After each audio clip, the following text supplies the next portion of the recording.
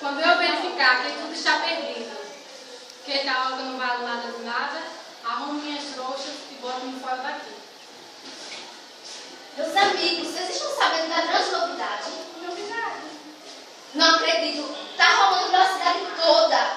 Olha, João Teodoro foi nomeada delegada. Você não sabe? Eu, delegado? Eu que nunca fui nada, que não queria ser nada, que não me julgava capaz de nada.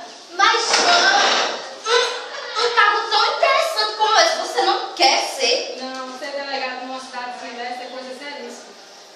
Nossa Senhora. Meus amigos, eu pensei que ele ia estar feliz. Tá vendo como é que foi? Pois é. É um cargo muito importante. Meus amigos, eu vou embora.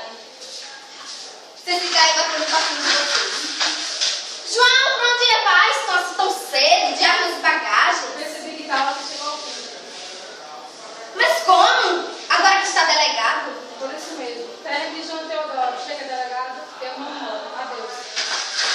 João, não vá, não se vá, João. Professora, só isso eu peço da gente.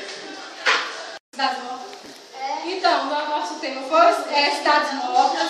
O ponto escolhido foi o ponto de consciência, que não se julgava capaz de nada. E por não se julgar capaz de nada, ele sendo nomeado delegado, ele resolveu sair da cidade de Itaoca, porque ele não era capaz de ocupar o cargo de delegado. Ele achava que esse cargo era muito importante, estava acima do que ele poderia exercer. Por isso ele achou que, por ser tão importante, ele poderia não conseguir exercer esse cargo e resolveu sair da cidade. Cidades Mortas foi escrita por Monteiro Lobato no ano de 1919. Ele nasceu em 1882 na cidade de Itabaté, em São Paulo, e morreu em 1948, eu acho.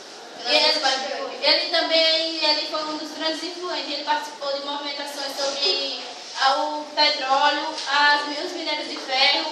Escreveu muitos livros, entre eles alguns contos infantis, e entre eles teve o Sítio do Pica-Pau Amarelo. E isso fez ele ser reconhecido em toda a cidade, por todo mundo. Todo mundo passou a admirá-lo e ler mais os livros dele.